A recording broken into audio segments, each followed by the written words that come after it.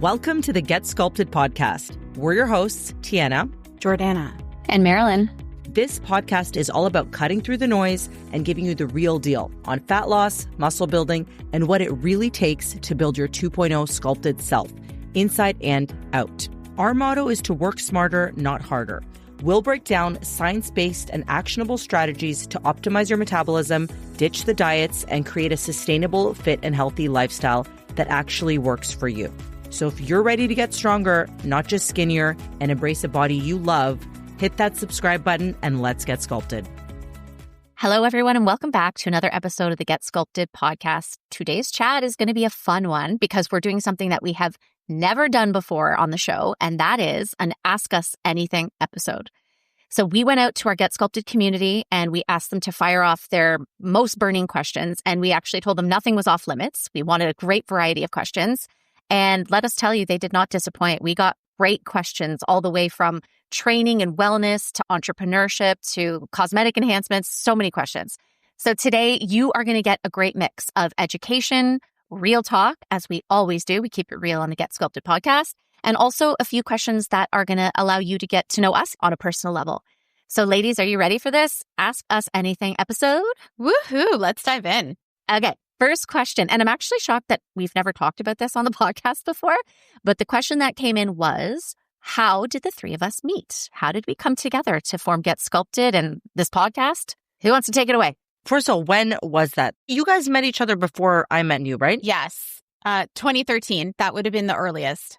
Because we were all clients in the same coaching community. And then I came in 2017, but very briefly. And then we ended up being coaches together. Then we just had these work sessions happening. Jord, do you remember when was it that we kind of started? I feel like it was 2020-ish, right? Over COVID? Yeah, over COVID, 2020-ish, 2021, we started getting together for when we were allowed to. That's what finally. I was going to say. 2021 probably with all that. Getting together once a month to share tips and tricks on how we were coaching and what we were learning, best practices. It was fun. And we realized we loved working together in that sort of capacity. And Mare, I will never forget the day at lunch when you just turned to us and said, do you remember? Yes. Put a pin in that for 1 second. I do want to drive this home first, though. We were friends before. That's the thing. On the coaching community, we were friends. Yeah. And I think what made us gravitate toward each other was that there were so many things that were aligned. And then as we started coaching together, we really did come to each other to bounce ideas off of one another, and we leveraged each other, because that's the other beautiful thing. Yeah. We all came at this from different personal spaces and professional spaces. So we leveraged each other. So yes, I remember that lunch, and we have a picture of it. Me too. And I remember it vividly because we were talking about, just the need in this space and how we want to do things. And it was why aren't we doing this on our own? Yeah. That was that steak place, right? That's right. We were why don't we do this? What's stopping us? Why can't we? Because we had all these ideas, and it's we don't want to be filtered. We don't want to do things in someone else's way. We have a voice. We have a way. Let's friggin' do it. So I remember that we were why don't we? We're unstoppable. And we looked at each other. We're why don't we? Why don't we? Yeah, it was one of those moments. And the whole lunch, we basically spent blue skying it. We were kind of we don't have to make any decisions. We can just what would it look imagine and daydream. Yes. What would it look like? And then at the end of the lunch, we were should we go to the next step? What would the next step look like? And I just remember how fast everything came together, where it was vision to reality. What was it, 6 weeks? And then Get Sculpted was born, and we're whoa, this is the power of having really clear dreams and a really aligned mission and purpose. And then the work flowed so clearly, so effortlessly. And then it's this big, beautiful baby we birthed. And then we're sharing it with the world. And that was a really, I think, scary but exciting time. And I was really grateful that we actually have a foundation of friendship first, because it allowed us to have this deeper understanding of one another, where we have strengths, where we can lean on each other differently, where we can leverage those expertises, and I think a higher level of respect too. So I'm thankful for 2013, 2017 us for leaning into the friendship. Absolutely. And I think that's what it was why it was so effortless, was because we, without realizing it, had built this foundation from day one. Right? So it's yes, it was the inception of Get Sculpted, but the foundation was there. We had been building it without even realizing it for so long. So I love that for us. So that is the answer to that. That is our origin story. Okay, let's turn it over now to a bit of a different kind of theme with the questions. This was about training and wellness. So the next question that came through was, what recommendations do you have for a healthy pelvic floor?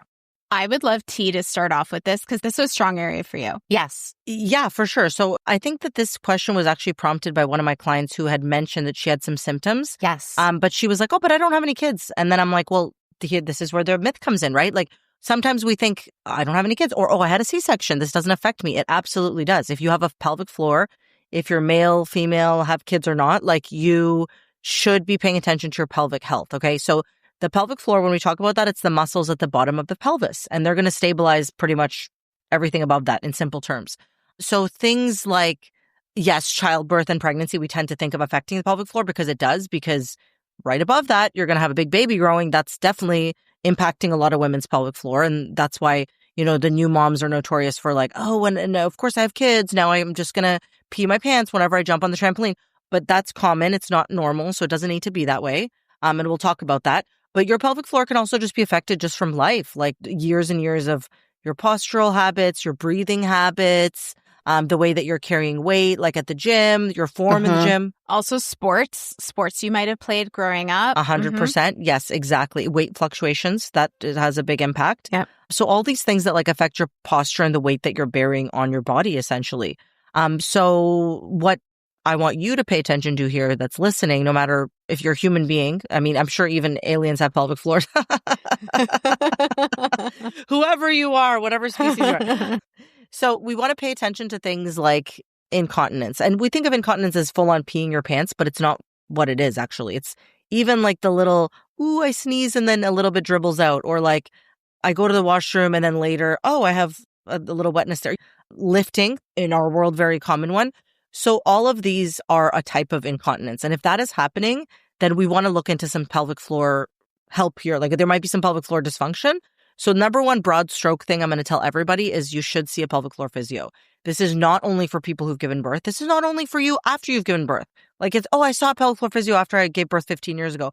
Well, you're still having symptoms. Go back. Yeah. And then you also might be hearing, oh, my friend went to, yeah, but your friend had an exam on themselves and they might have a hypertonic, like your pelvic floor might be overly active, underactive. You're going to need a different set of pelvic floor cueing and exercises. Just like if we do an assessment on someone, they're not the same for everybody. So what pelvic floor physios do is they do an internal examination and we'll actually see like, hey, this is what's going on. But I will tie this kind of together with the whole exercise thing is like, if you are noticing, like, let's say leaking in this instance, right? Like with lifting, first ask, like, what can I do to modify my lifts in a way that I'm not experiencing this? So it's the same thing with actually pain and injury as well. It's like, can I reduce the load? Okay. Oh, well, when I hip thrust 225, it's okay. When I do 250, I leak a little bit. Okay. Well, let's just work within that range then. Can you modify it in a way that you're not experiencing symptoms? Like, for example, if you're paying attention to your breathing, if you're doing a solid warm up, like things like that. So this is where not only the pelvic floor physio, but working with someone on the fitness side who's well-informed can help. Did you guys add anything? I do. I have a personal story here because do you guys remember I had like this hip pain went on for like, yes, almost a year. Yeah. And I tried everything. I did the physio, I did laser, I did all kinds of different things. I changed my workouts. I've regressed things. I did less of some stuff, did more of others. I did mobility work, all this stuff. And my physio, who's also a pelvic floor physio, she goes, maybe it's time for us to actually check out your pelvic floor, which she had recommended a couple times. And even I was resistant. I was like, no, it's my hip. It's not like my pelvic floor.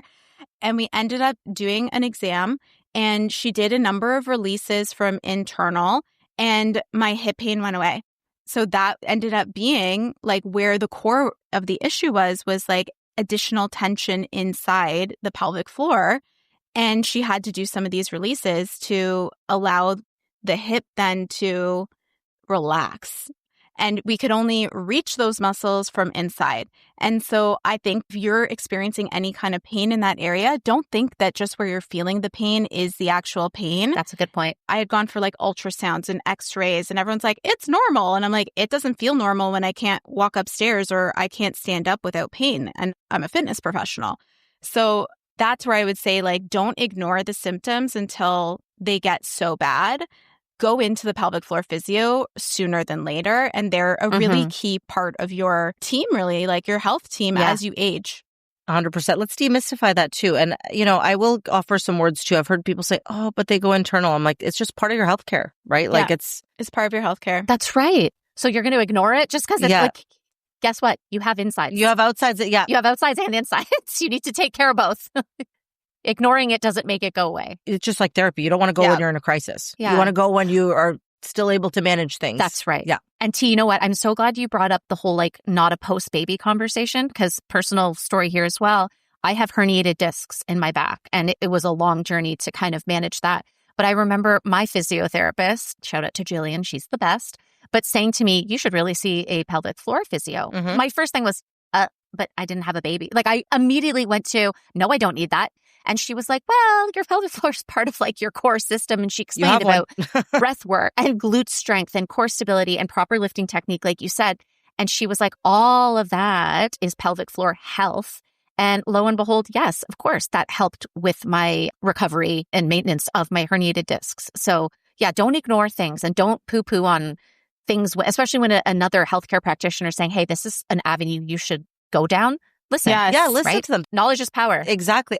Ooh, and you touched on something so important, Mare, both you guys did, that it's never just one thing. And I think people tend to think of their whole like symptom as like, oh, even if you just have leaking, you can't just do physio forever. And that drives me crazy too. People, anything, oh, I have an injury, I'm just going to physio this forever. That's not going to help you. It's going to help from like, I'm in a lot of pain and can't do my daily functions to like, I'm okay now.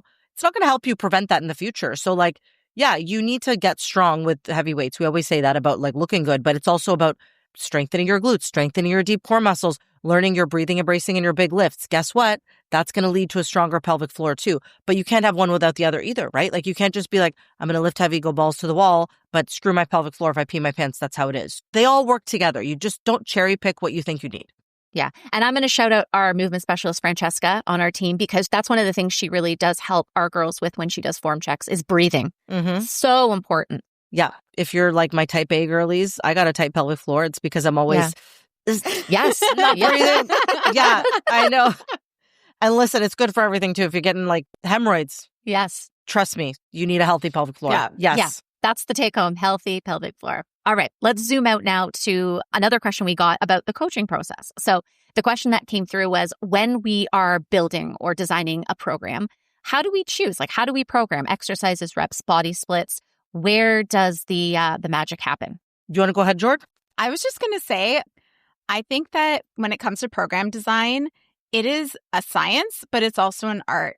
And every single person who's going to pull a program together, like the three of us operate from very similar positions. But if you gave us each a client study and said, here's a case study of a specific client, we might design a different program for them based on our expertise and where, the importance of certain things in our personal beliefs would be. And that would be probably true with most trainers. They have philosophies and things like that they like to hold true to.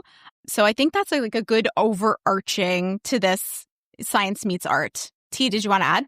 I was going to say, I absolutely agree. And there's always going to be a base though. There's always going to be like, this is what everybody should be doing. Because while like if you take someone kind of totally different areas of life, different goals, different abilities, there's definitely going to be a difference. But guess what? They're probably still going to be doing variations of the big lifts. Like there's still going to be, I remember back when I was like in school for fitness, I was like, this is going to be my life's motto is that everybody should be deadlifting. And I know that's controversial. Everyone's like, but how could you say that? I'm like, I'm not saying everyone should be doing a heavy barbell deadlift. Yeah. I'm saying you got to bend over to pick stuff up. I don't care if you're 90 years old. Maybe you should be deadlifting, your 5-pound dog or something. Like that's a deadlift. Lifting up your laundry basket. Yeah, that's right. Exactly. That's what I'm saying. So like the crossover is like, you got to be doing movements that work your major muscle groups. You got to be doing weight training, period. There's none of this nonsense about like, oh, but I'm a yoga person. Great. Are you a person who wants to feel frail? Then do your weight training. Okay. So when we look at sculpting your body, there's kind of some constants. That means you want to build muscle. So all of our clients, they all want muscle, right? Whether they want it for one reason or another, we got to work as hard as possible to build as much muscle as possible. Because even if we do that from now until the rest of our lives, we're never going to have too much. Okay. So you could work your butt off. I think a woman's natural potential is about 25 pounds of muscle in her lifetime. So It's not a lot. You got to work hard AF for that muscles. So to build that, we know a few things. We know that you can build muscle in any rep range, but between 8 to 12 reps is kind of like the sweet spot for like not getting too much fatigue, but also not too few reps to get the volume needed to build. The type of exercises, when you're looking to build muscle, more stable is usually better, actually. So like chest supported, back support, like if you're really trying to target that muscle, you're always going to want to lift as heavy as possible. So like the lift that you choose, unless you're like doing something to get function back in a joint or something, like if you're looking at just building muscle, you want to do whatever variation of that lift is going to allow you to lift as heavy as possible, which is why someone's saying like, hey, I'm doing squats, but you're doing a resistance band in your living room with like 50 reps. It's not the same thing as doing a barbell back squat. It's just not. So we want to select that too. And then body part splits. Like, why don't we talk about that? Does anyone want to cover like what we would choose based on the scenario? Yeah, I love to start with, I think like there's a couple of considerations here. I love to use full body approach when someone's fairly new to training so that we know we're hitting the same muscle groups multiple times in a week. And I go back to full body training splits when people are struggling with time management or super high stress in their life.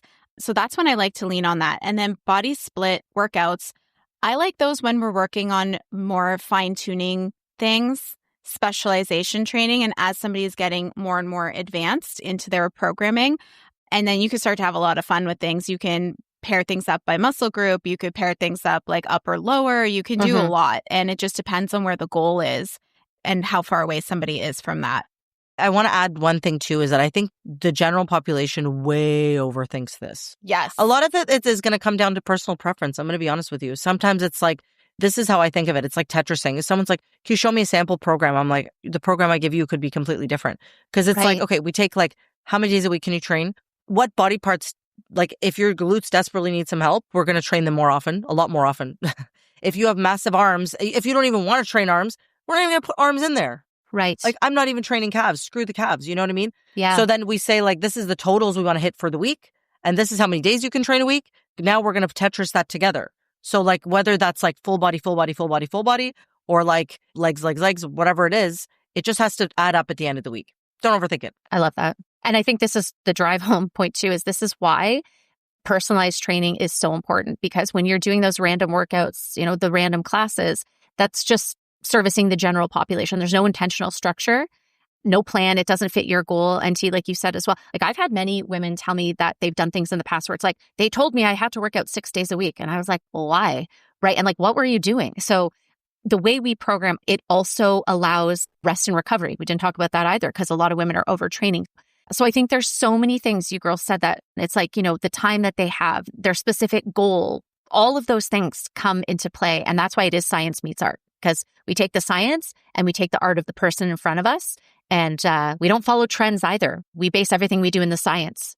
I know this is a little long-winded, but I think it's worth kind of clarifying too, because the question was asking too, like, how do we select it? The recovery part, that's also based on biofeedback. So that's just worth highlighting too, is like, sometimes, you know, people all want to know how many days a week is best, how many rest days. And I'm like, dude, this is exactly why you got a coach, because it's not the same for everybody. Like I have a client who's 51, almost 52, and she's training almost 5 days a week. And like, even on her rest days, she's moving a ton. And some people are like 25 and they haven't done anything and they're like 50 pounds overweight. They can't handle that much movement. So like, you have to pay attention to like your signs of recovery. Are you able to adapt? Are you able to recover? Are you getting injured? Like that's what dictates how much training we actually give someone. And number one thing, are you seeing results? I was going to say, and that's how we progress them, you know? That's right. Are things actually changing and evolving? Yeah. If they're not, then hello, like first thing, make that happen. And that makes me think too, that's why your training has to evolve with you. So when you have those people who have been doing the same workout or the same thing for like a decade, you're like, well, that's not effective at all. So part of how we program is we program with the person as they go through their journey, because their needs change, right? Injury could happen, new goals come up. So it's a beautiful thing. It's one of our favorite things. And we have a lot of fun teaching our assistant coaches about that as well, right? Because we leverage our skills together. I always say nobody can outgrow the gym. No, God, no. I'm never going to leave the gym. It's a lifelong endeavor. On my last day on earth, I'll be in the gym. Yeah.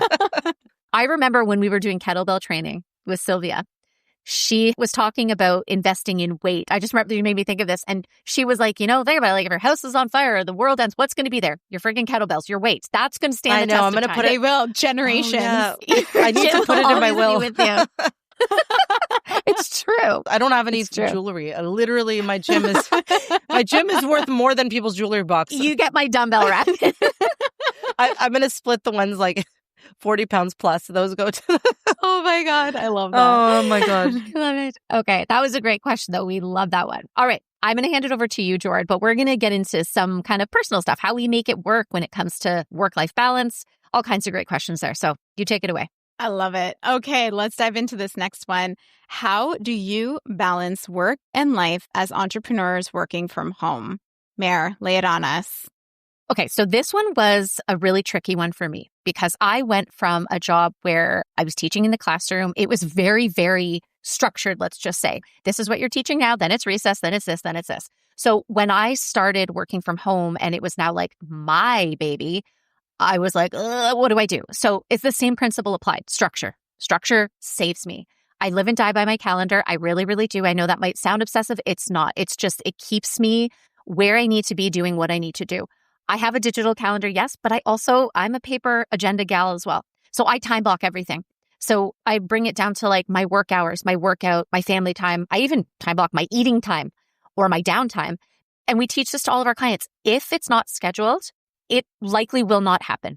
So you want to make sure, for me, that everything is time blocked. The other thing I will bring up is that I did hit burnout in my previous life. When I was a teacher, that was one of the main reasons I left. And I promised myself I would never go back to that. So honoring my time blocks, which ultimately is boundaries, that's what your time blocks are. I honor those firmly. And I also pay attention to my body and my mind. Like if I'm noticing sleep issues, irritability, all that stuff, I'm like, okay, I got to take a step back. And sometimes it means being flexible with re-evaluating your time blocks. So that is how I make it work. Structure. The more I protect my routines, the better I am at everything I do. I love that. How about you, T? Well, when I read this question, my first thought was like, I feel a little bit spoiled with working from home because I know my business coach will always say like, even on your hardest day, know that you're making money in your pajamas. I was like, that's so true. But I don't keep saying my pajamas all day. But like, I do think there's something to be said for like, logistically, it makes life way easier. Like I build things on my own schedule. Yeah. I can take my vacations on the go. So my first thought was like, oh, well, I feel kind of guilty answering, but like my life is way easier. However, where I struggle and I get a lot from you guys is I don't have any work-life boundaries. I'm not going to lie. Like, and my therapist always says this. It's like when you work from home, there's no disconnect from like you leave the office. And when you're an entrepreneur, there's no disconnect ever. It's not like, 6 p.m., no more entrepreneur me. It's never off. So yeah, I actually am kind of like interested in your guys' insights there because for me, like it's not so much even the work hours is one thing, but it's also the just always buzzing with ideas. Mm-hmm. And I don't think that ever really leaves you when an entrepreneur. No, I don't think that turns off. Even though I was not working from home and it wasn't, my own business, I did work too much. Like I absolutely did. And so for me, I just have to be careful of that because you're right. Like in this job, we're flexible, we're lucky, but we could also work 24 hours a day and it still would not be enough. It still wouldn't be enough. It's so true. I'll add in here my experience because I lived a very structured, boundaried life in the corporate world where it was out of the house and actually not just in an office, but some travel too, whether it be like to other cities or to clients and stuff like that. So I had to be not just structured in my time when I was at the office, but also structured in my calendar in terms of where am I logistically going to be and how am I going to get stuff done, given I have like a 10-mile high list and it continues like, the sea of red in your inbox. Like in the corporate world, it literally was red when you did not read it yet. And so the sea of red, anyone in corporate will know exactly what I'm talking about.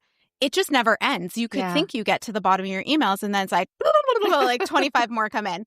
It's overwhelming if you let it be. And many of us have gotten to the place where it is overwhelming. And so for me, when I left the corporate space, also similar to you, Mare, from burnout and a readiness to kind of move on to the next chapter, I did want to leave behind some of the beliefs that I held in that space. So when I was going into therapy for the first time in crisis, she actually was like, can you define an emergency for me?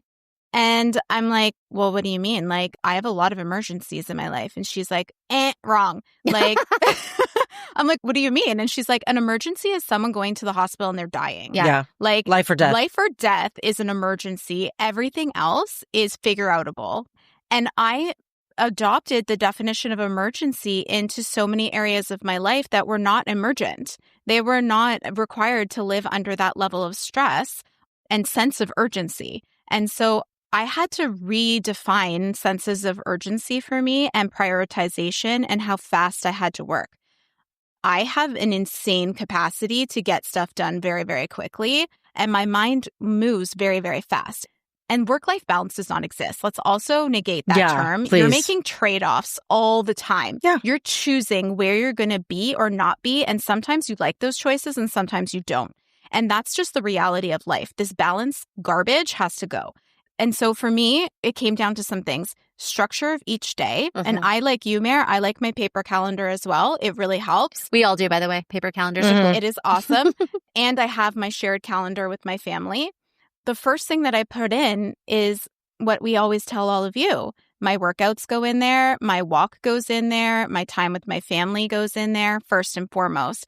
And my work day remains my work day. That, I think, is something I pulled over from the corporate world that was really healthy, is being able to say, this is when I work and this is when I don't. Yes, even if you're home. Yes, even if I'm home. And I think the other tip for me working from home was having dedicated workspace. So the fact that like I now have a personal policy that when I'm finished work, I don't come into my office space. And so if I'm not working, I'm not working. And when I am working, I'm fully dedicated to that work and I'm on and I'm giving my 100%.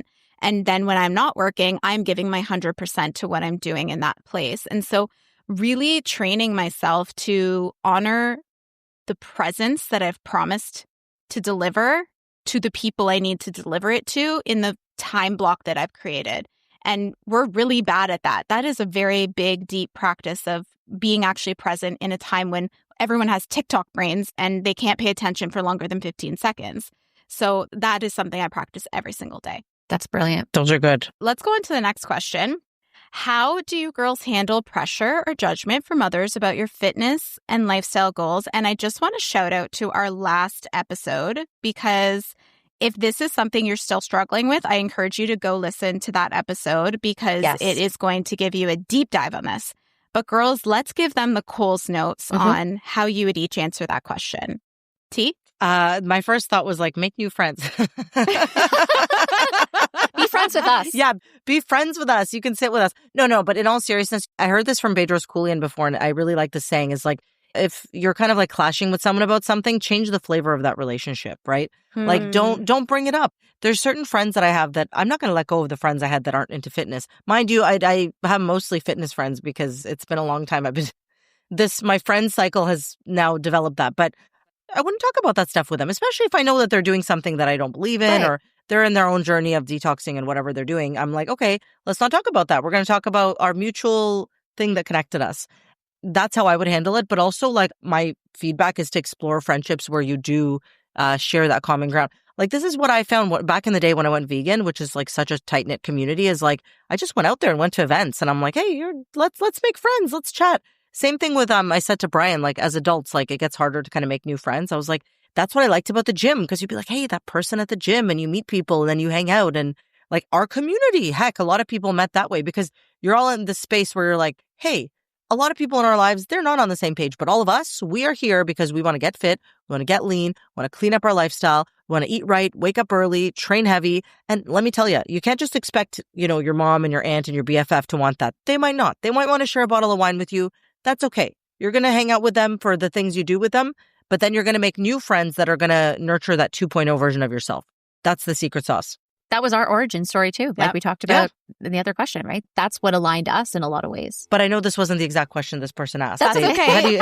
It was a perfect response. It's still in the realm. Mare, what would you say? Yeah, shout out to that episode as well, because we did go deep, and I mentioned this. It's just, honestly, I used to take what people said so personally. Like, I was that person. I would internalize it. It would play over in my head. So now I've gotten to a point, and I think we mentioned this on the other episode as well, it does take practice. Like, you're not going to be able to create that shield and it's there and things will come through. But ultimately, I have learned that other people's opinions are not my responsibility. Yeah. Right. So I live in my body and I pay the price when I do something that doesn't feel good. It's not them, it's me. So we also talked about how, judgment and all of that is a projection of other people's insecurities, right? Because it causes them to look at themselves. So basically, I'm not changing to make other people feel comfortable. I let my choices, my results speak for themselves, and I move on. I really, really, really reflect on this all the time because I spent way too long caring about what other people think, and I'm too old for that crap. And I think that comes with age too. So I don't need permission from anybody but myself. I love what you girls said, and I'll just add a small element to that because I think you both covered it beautifully. Is like we want to actually pay it forward to other people and being able to set that example. And I always ask myself, like, what would my best self do in this situation? And usually it's not to engage with the negativity. Usually it's to stay focused on what I need to get done and to live my life the way that I want to live it. And that includes a healthy, fit lifestyle. So let's go on to the next question. What is something you used to do or believe in to try and reach your fitness goals that you now know is total BS? Woo! Where do we start here, girls? This could be a whole episode. I was going to say, I could write a book on this one. I'll kind of overarch it with, for me, I was the overtrainer, undereater, scale-obsessed gal. Okay, so quick kind of little ramble. Workouts, I was definitely like, more is better. I used to do 2 workouts a day sometimes. I would do like an hour, 2 hours of cardio. It was nonsense. So if you've been listening to this podcast for any length of time, you know that overtraining is not going to get you to where you want to be.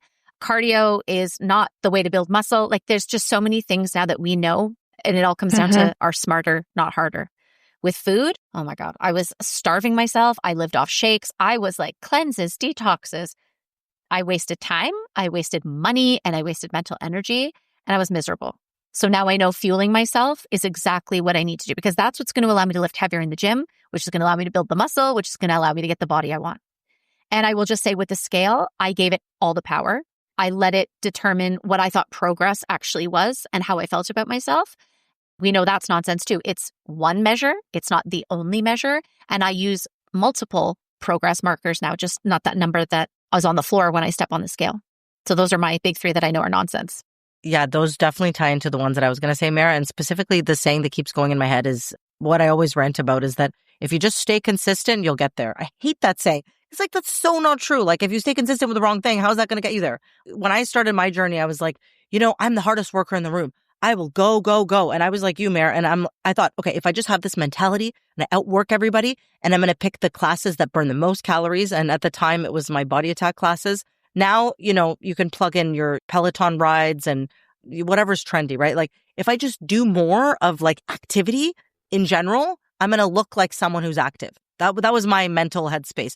And I was like, okay, well, the eating thing, forget like looking up a plan. Like everybody knows you just eat less. I was like, I just need to stick with that. And more effort in the wrong direction gets you nowhere. That was my realization. Because I was like, what is it that I'm actually trying to achieve? And I didn't realize that like, to look like I work out, I actually need muscle. And like everything I was doing was the opposite of what builds muscle. Yes. You need to do specific types of workouts with heavy weight, which you need food for that. And I had no protein or calories because I was vegan.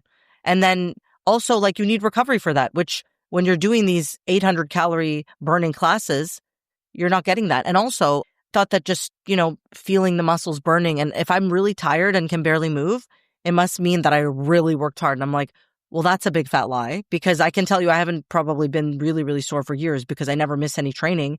And I'm freaking doing the same exercises for years and I'm upping the weight and soreness is not an indicator of progress. Good point. So yeah, those are all things I realized. Less is more. Yeah. So good. And I would say for myself, I was so uneducated and unaware and growing up in a time when everything was a quick fix and like an idolization of low calorie, no fat. Like anyone who grew up an 80s baby in the 90s to early 2000s, like the diet culture swung us one way or another. And like the yo-yoing was really what happened to me. And that's how I developed into like the binge eating side of things and the emotional eating side because the restriction was so severe on one side that you can't help but then swing back the other way. And so for me, I was like, I'll never be able to do or look how they look because this is my problem and nobody struggles with that. I really felt very alone. And it was a very shameful place because people didn't talk about it back then either.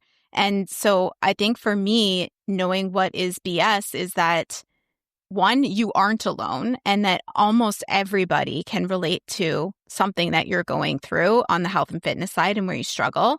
And two, if you don't see what you need out there, you can actually create it. And I think that's what we have done is like, as you learn and grow, when I went back to school and became an eating psychology coach, I was doing it to heal myself. I was doing it to work on my own relationship with food because I was like, there is no truth out there. There is nobody talking about, you can't just do the movement and eat the food. You have to understand why you're doing those things and you have to understand why the barriers happened. And so going through that journey for me was massive in being able to come out the other side and help other people go through it too. That's so, so important. I love that. And thank you, Jord. I think you highlighted a really important point, which is that everyone hates on like the internet and we're so disconnected, but the internet has connected us with other people who have a problem that we never would have otherwise really discussed on such a big platform. So true. Right? Like I always say that. It's like, how would you even know that an eating psychology thing is something you can pursue? And now you're helping so many thousands of women, you know? Yeah, that butterfly effect is so real. Let's be thankful. Let's look at the glass half full here, guys. I like it. The internet's a good place. It is. We're making it one. T, do you want to take us on to the next question? Yeah. Okay. So this one's just switching the mood. What's your most embarrassing fitness blooper? It could be on the gym or social media. Ooh, I forgot about that part. Oh my God. Okay. So if anybody wants to see my most embarrassing moment, you can actually scroll back in my Instagram and see what happened to me. But my husband and I, we do like these challenges every so often and we'll share them on social media. And it's just like a fun way for us to connect and everybody has a good laugh. But this one was like a bear crawl challenge where we're both in one single large loop band and you bear crawl away from each other and see who wins. It's like a tug of war, but it's like a tug of war. Yes, exactly. And so we were like, let's do this. And I'm like, I am so strong. I'm gonna beat him. I'm gonna win this. Anyways, I'm like on the ground. Needless to say, we were in the gym, so the floor was like grippy, but I was wearing slippers. I don't know why I did that. That was so dumb. Anyways, he starts going like full throttle away from me, and I cannot get any further because he is going so far so fast. And then my slippers slip and I fall out of my slippers and I literally go flying backwards through the hallway. And you just see me like holding onto the wall for dear life as I like fall through the hallway. And then he just kept going to the wall. I was like, stop, I'm dying. He was dragging me all the way to the back end of the basement. And then he was like, oh, I didn't realize you had stopped going anywhere. I was going to say his singular focus was, I'm beating her. Focused. If it costs me my wife, I'm going to win. Babe, you won. You won that one. 1 point, Joey. I love you, babe. Oh, my God. We'll link it in the show notes just in case you want to take a peek. Yeah, please. I want to see that. I'm sorry. I feel so bad laughing. Mine was at Good Life in Liberty Village. If you know, you know. That was like the poppin' place to train. Oh, sure was. And it was super busy. And I was doing the RDLs where like the good way of doing RDLs when you do it right, but you put the band in a squat rack basically and put them on the pins so that like you're holding dumbbells or barbell and like as you are coming up from the RDL, you get more tension at the top.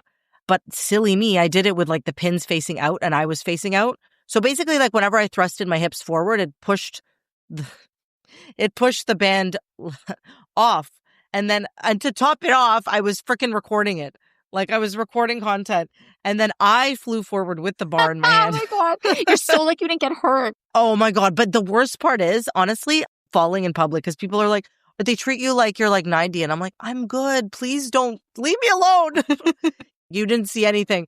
And then everyone rushed over to me and I'm like, the fact that this is on video is just like, I want to disappear. Okay, most important question though, do you have said video still somewhere? Because oh my God. I think I tried to find it. If I do, I will link it in the show notes. It's from 2017, guys. That's how long ago. Vintage tea, I love it. Vintage tea, yeah. And I didn't like my outfit that day either. Just sucked all around. Mare, how about you? What's yours? Okay, mine's a hubby story too. So when we bought this house that we live in now and it was being built, we moved in with my parents for a little while because it was taking time. And so they were wonderful and let us set up our gym in their basement. Awesome. So one day I was downstairs working out with Mike and he was lifting heavy, making like all these grunting noises, which is so funny because like we don't think anything of them because like we know you make sounds in the gym sometimes, right? So he's there like grunting. And later on, my mom's acting so weird and she awkwardly pulls me aside and she's like, what the hell were you doing in the basement? And I was like, what? She's like, there were very inappropriate noises. And I was like, oh my God. She legit thought we were doing it in the basement doing the dirty. while she was upstairs. And I was like, no, it was Mike. And then she actually said, she's like, hey, you need to speak to him because that was very alarming. Oh my God, that's like, hilarious. Yeah. But shout out for Mike for lifting heavy. Like, you can't make those noises if you're not lifting heavy. Let's just unless you're doing something else. Yes. The only other place is in the gym. So. Exactly, but that's okay. I mean, the basement is multi-purpose. Okay, that's my story. That was good, guys. Okay, so let's talk about cosmetic enhancements. What are our feelings on that individually? Botox, filler? Your body, your choice, babe. Yeah, I was going to say your body, your choice. That's exactly what I was going to say. I don't understand the whole shame in saying that. Like, I respect anybody who's like, I'm all for aging gracefully and awesome. I don't think there's any judgment. I'm not ashamed. I hate when people are fake about it. I don't think you owe the internet an explanation, but don't lie. Like, same with doing PEDs. It's like, just don't lie. Like, yeah. I'm the same. Your body, your choice. And I will be totally transparent. I love cosmetic enhancement. I have had several procedures done. But this is my biggest pet peeve is when women, again, you don't have to broadcast it. But if somebody asks, I think in fairness and transparency, you have to be honest because otherwise it creates a lot of unrealistic expectations and standards for women. Like I had a breast augmentation and how many things you hear where it's like, do this exercise to like build your boobs. So it's like, okay, I'm going to go to the gym. And I did. I was that girl who was like doing the things. Guess what? It did not make my boobs grow. I had to get my boobs done. So just be honest and transparent because it is your body, your rules, but don't lie because then it's really unfair to other women who think they can get that and they can't. I love that. That's a great point. And same with the loose skin. People ask us all the time. I'm like, I'm not saying you have to do anything about your loose skin. They'll say, oh, I can't wait to get in shape because so I can lose this loose skin. I'm like, well, you can lose body fat. You could have visible abs 100% if you get lean enough. But like, you just can't get rid of skin with exercise. Like if you want to get rid of that, that's going to need surgery. I'm not telling you to do that, but you got to be realistic. And I think you don't have to be all or nothing in this camp. You don't have to be like, I am for it or I'm against it and it's 100% in black and white. I think you can be a little bit of this and a little bit of that. Like I love a little bit of Botox because it makes me feel younger. It makes me feel good about myself. I love dyeing my hair. I've had actually a breast reduction. I would have liked some of that. Yeah, I wish I could have shared it. I probably could have sold it at a premium. But like, for me, certain other procedures might be a no-go. Yeah, that's fair. And that's for me, right? For my body. And I think it's like, do what makes you happy. Take it to the threshold that makes you feel comfortable and confident. Yeah. And don't judge anyone else who decides to do what they want to do because it's their body. It's like the modesty thing. Like I've been seeing all these things come up about like the trips to Turkey where they do the flight and then they come to your room and they take care of you. I'm like, that's my dream vacation. Like eating some baklava with like, that sounds like a great trip to me. So if that's not your jam, that's okay. Like I look at like Lindsay Lohan and some of the girls that are getting some work done and I'm like, good for you, girl. You know what? There's like a several handful of women our age, older, who have like come back into the spotlight and they're looking like they've been the most restful, healthiest lives ever. And they've actually had several procedures done to re-emerge their youthful glow, right? And I'm just like, where's all this hate coming from? If that's what they want to do and that's how they want to spend their money and their time, good on you, girl. Let me know what was worth it and what was not. But just don't lie about it. I just don't want to lie about it. Like what you said, like just be truthful that you had it done. Don't pretend because we all know there is no real fountain of youth. Other than building muscle. You can't like work out your wrinkles away. Like that's not going to happen. And also, like I know a lot of ladies who they use that to mask insecurity, which I'm not judging anyone else, but I'm saying like I've been in this mindset too, whether it be makeup, clothing, cosmetic enhancements, beauty treatments, like there's no better feeling than knowing that you have a healthy body that's like not just healthy, but even like vanity wise, like lean and sculpted. Like you got to do the work for that, right? Like, and that's going to amplify the benefit that you're getting from all these expensive things you're doing. That's what I was going to say. It's the icing on the cake, right? That didn't replace any of the other things that I did. Last thing I want to add, just because this is personal to me, is I really do think, and again, no judgment, you've got to do you, but just make it come from a place of like self-love instead of self-loathing and self-hate, right? Or changing because, it's so interesting. When I got my breast done, I can't remember who, but someone said like, did your husband make you do that? And I was like, hell to the no. I decide. Now, I will say Mike was so supportive and he's the best. I love you. But don't do it because someone else is telling you to. Don't do it because you hate yourself. Nothing is wrong with you. If you want to do all these things to enhance what you got, go for it. I love that. 100%. Yeah. T, do you want to bring us home with our final question? All right. So let's talk about a mini fitness goal that we each have to close off the year, because guess what? It doesn't stop. And it's coming fast. Yeah, exactly. Okay, my mini fitness goal is actually a pretty simple one, but I really struggle with seasonal change. And so as we go into darker days, I find my movement during the day can really crash and burn this time of year. So my mini goal to close out the year is to make sure that I'm hitting my step goal every day and that that's a priority. And this time of year, I actually move it more to a range. So I'm a range between 8 and 12,000 steps, because I find that giving myself a range and permission to be like, I won't go under this bare minimum, but it's nice if I can get into this higher range. So depending on how I feel in the day, it lets me still be gentle with myself while setting a minimum. I love that. So specific. That's important around this time. For me, it's simple, not simple, but it's just to rebuild my strength, because in October, I had a hysterectomy and I was forced to take 6 to 8 weeks off, which was like really hard for me mentally and physically. It's not like I wear it as a badge of honor, but like I do love working out. I love the way it makes me feel. And I just felt so not myself. Also leading up to my hysterectomy, it's been a long journey. So for me, now that I'm healed, now that like life is moving forward, I am going to get my strength back and beyond. And I do have some awesome goals for 2026 with my physique, because I finally feel at home in my body again. So strength, building back the routine, I'm in it. I love that. It's your comeback. Marilynn 2.0. I love it. That's right. Now closing off the year, like, I want to get into Muay Thai. My kids are in doing karate, and I never told you guys this, but they asked us to be coaches, me and Brian, to the kids' karate. That is so really? awesome. Just to coach the kids. Then I'm like, this could be my new thing. I'm going to be doing the combatives. And we did that thing when Michelle lost with the self-defense. I loved that too. I'm going to kick people's butt, but not like right away. I'm going to first get the technique. I'm taking up a new sport, Muay Thai. That's my thing. That's so cool. And then you'll be able to teach our community. Yes, in the distant future. I love this for us. Oh my God, this is so good. Girls, this was so much fun. I love this. And to everyone listening, we really hope you love this too, because we had a blast recording it.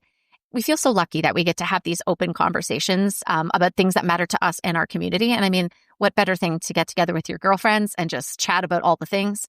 And on that note, I do want to send a special thank you to all of the ladies in our Get Sculpted community that submitted questions, because they were awesome. And I think, girls, you'll agree, we'll definitely do one of these again in the future. I'm sure we will. So if there's anything you're curious about and you want to ask us, send your questions our way. You can DM us on Instagram at getsculpted.ca. And who knows, your question might make it into a future episode. As we always say, thank you, thank you. We hope you enjoyed it. Share it with other women in your life who would benefit from any of these conversations that we've had. Post to your socials, tag us, because we love to see it. And thank you again. And we always love it when you hang out with us. And we will catch you on the next episode. And that's a wrap for today's episode of Get Sculpted. We hope you feel inspired, empowered, and ready to take the next step in your fitness journey. Remember, building your 2.0 body is a unique journey for you. It's about showing up for yourself consistently and not being perfect. If you loved today's episode, don't forget to hit subscribe and leave us a review and tag us on social at getsculpted.ca. Your feedback helps us reach more women like you who are ready to cut through the noise and make lasting changes. For more daily tips, inspiration, and behind-the-scenes content, follow us on Instagram and check out our handles in the show notes below. Thanks for tuning in, and we'll catch you next time on Get Sculpted. Until then, remember this: getting sculpted isn't about working harder, it's about working smarter.